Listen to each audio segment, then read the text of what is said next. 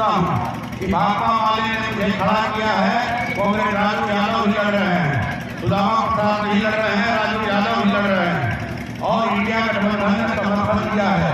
अगर आप लोगों ने मुझे आप लोगों के लिए, पूरे देश के बटाईदारों के लिए सरकार पहचान पत्र की व्यवस्था करे और जो वास्तविक किसान है, जो वास्तव में यही खेती कर रहे हैं, इनको खेती की हर सुविधा मिले, ये मैं आपसे मैंने कहकर जा रहा हूँ। भारतीय कम्युनिस्ट पार्टी माले के नेता इंडिया गठबंधन के आरा लोकसभा से उम्मीदवार सुदामा प्रसाद जी के बहोरनपुर में आगमन।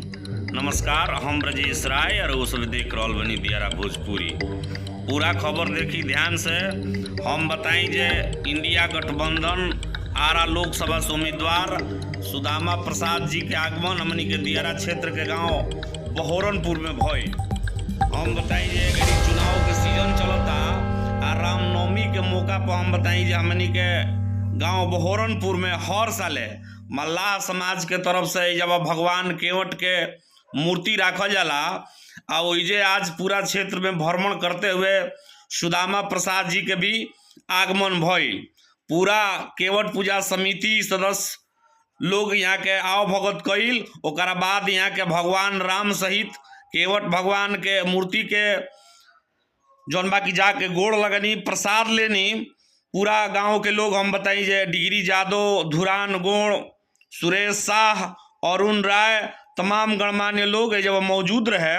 रामनवमी के मौका पर समिति सदस्य के तरफ से जब कन्या लोग के भोजन भी करावल गईल। ओकरा बाद देख ली एजवा सुदामा प्रसाद जी केवट भगवान के गोड़ लाग के ओकरा बाद पूरा गांव बहोरनपुर के लोग जब जुटल रहे मेला में। खास करके हम बताई जे सुरेश शाह जी और समिति के लोग मिलजुल के यहाँ के अंग वस्त्र गमछी से स्वागत कइल। ओकरा बाद यहाँ के जनता के संबोधित कईनी, खास करके किसान लोग के यहाँ के बात कईनी। का कुछ कहानी आई सुनी सब। अगर उनके पास बड़ा व्यवसाय है, गाड़ी कचरा चल रहा है, तो वो खेती नहीं कर रहे हैं, वो अपनी खेती बटाई कर रहा है। तो आज बिहार में 80% से ज्यादा खेती बटाई कर रही है। कल के खेत मजदूर आज बटाईदार किसान बन चुके हैं और लेकिन आटे की खेती का भार इनके कंधे पर जरूर डाला गया है। लेकिन केंद्र राज्य सरकारों का जो हजारों करोड़ का कृषि बजट है, उस कृषि बजट का लाभ बटाईदार किसानों को नहीं मिलता। इसलिए इनके पास खेती करने का कोई पहचान नहीं है, पहचान पत्र नहीं है। इधर तो हम बाहर में भी लड़े और विधानसभा के अंदर भी लड़े कि बटाईदार किसानों का सरकार रजिस्ट्रेशन कराए, उनको पहचान पत्र दे ताकि उन्हें भी डीजल सब्सिडी का लाभ मिले, उनको भी फसल क्षति का मुआवजा मिले, उनका भी धान गेहूँ जो है सरकारी रेट पर क्रय केंद्रों पर खरीदा जाए, उनका भी बैंक में केसीसी मिले खेती के विकास के लिए।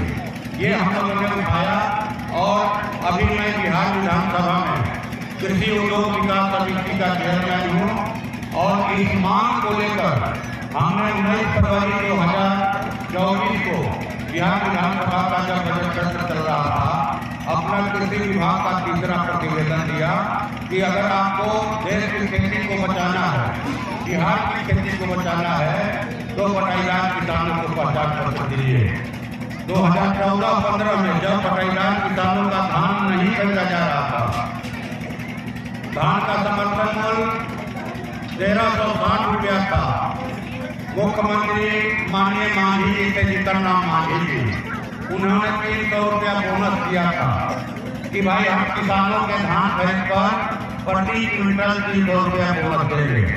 तो 1660 के हिसाब से किसानों का धान लिया जा रहा था, लेकिन वो धान नहीं लिया जा रहा था। जो उधारी किसान है उनका भी नहीं, धान में नमी दिखाकर, बोरा की कमी दिखाकर, गोदाम में जगह की कमी दिखाकर किसानों को क्रय केंद्रों से पैसों से सरकाया जा रहा था।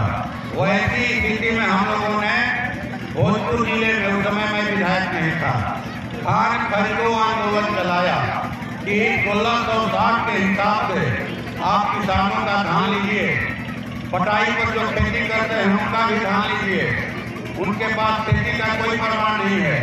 और करीब 50,000 क्विंटल धान आंदोलन शुरू हुआ 2014 में, और 2015 में 50,000 क्विंटल धान किसानों का 1660 के रेट पर हम लोगों ने बिकवाया आंदोलन के जरिए प्रदर्शन करके, जिसमें 28,000 क्विंटल धान बढ़ाया किसानों का। लोग कह रहे थे कि चाहिए आप जमीन के मालिक से लिखवा कर लाइए, तब जो है आपका धान खरीदा जाएगा। कौन जमीन का मालिक देगा?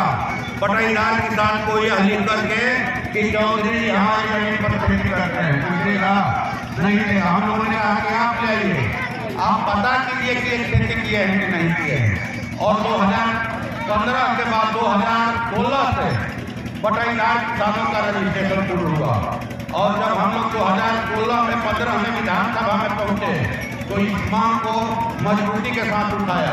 और आज हमको खुशी है कि बिहार में बटाईदार किसानों का रजिस्ट्रेशन हो रहा है, लेकिन अभी पहचान पत्र नहीं मिला है। तो पहचान पत्र की लड़ाई जारी है, बिहार विधानसभा के अंदर भी और विधानसभा के बाहर भी। और मैं आप लोगों को आश्वस्त करता हूँ कि भाकपा माले ने मुझे खड़ा किया है, कांग्रेस राजू यादव भी लड़ रहे हैं, सुदामा प्रसाद नहीं लड़ रहे हैं, राजू यादव भी लड़ रहे हैं, और इंडिया गठबंधन ने समर्थन दिया है। अगर आप लोगों ने मुझे लोकसभा में भेजा तो मैं आप लोगों के लिए, पूरे देश के बटाईदारों के लिए सरकार पहचान पत्र की व्यवस्था करे, और जो वास्तविक किसान है, जो वास्तव में यही खेती कर रहे हैं, इनको खेती की हर सुविधा मिले। ये मैं आपसे मैंने कहकर के जा रहा हूँ कि अगर आपने हमें भेजा लोकसभा के अंदर तो मैं इस सवाल को मजबूती के साथ उठाऊंगा। ये सबसे बड़ा सवाल है, प्रश्न। और आप समझिए कि केंद्र राज्य सरकारों की जो किसान विरोधी नीतियां हैं, उन नीतियों की वजह से खेती घाटे में जा रही है। आप खेती, ये लोग जैसे हम लोगों ने तो देखा है कि बाजारों में लोग मूस मारने के लिए जिस तरह से बिल के अंदर खेतों में पानी डालते हैं, हुकुम करते हैं, धुआं देते हैं कि बीज से जो है मूस जो है मिल मिला करके निकले, उसी तरह से ये किसानों को खेती से हटाने के लिए ये इस तरह की व्यवस्था बना करके रखे हैं कि जब धान खरीद का समय हो, धान नहीं खरीदा जाए। किसानों को जब खाद की जरूरत हो, खाद महंगा कर दिया जाए और ब्लैक में लिया जाए। हमारे माननीय प्रधानमंत्री ने कहा था कि 2022 में हम किसानों की आमदनी दुगनी कर देंगे। अगर किसान आधे कीमत पर धान बेचेंगे, दोगुनी कीमत पर खाद खरीदेंगे, तो उनकी जो है आमदनी कैसे दुगनी होगी? वो दुगनी नहीं, ये जानबूझकर और इसके बाद भी किसान खेती में डटे हुए हैं, खाना उठा करके भी डटे हुए हैं। तो 3 कृषि कानून लाए कोरोना काल में, कोरोना महामारी के समय में। आपके गंगा में भी बिल्कुल लाते आए हुए बहते हुए, जिस समय कोरोना में मर रहे लोगों को कफन नसीब नहीं था, टीका नसीब सरकार ने नहीं करवाया, लोग बालों में गाड़ दिए गए। देखा होगा आपने, जो हमारे भाई बंधु दिल्ली, हरियाणा, पंजाब रोजी रोटी की तलाश में गए थे, काम कर रहे थे, वो लोग फैक्ट्रियों के बंद होने के कारण भूख मौत से लड़ते हुए आ रहे थे। हम लोगों ने देखा था उसका हाल को। और जब पूरा के घरों में बंद था कोरोना के, मैंने कहा है कि भय से ये लोग 3 कृषि कानून लाए, कृषि कानून ला करके कि हम किसानों की आमदनी बढ़ाएंगे।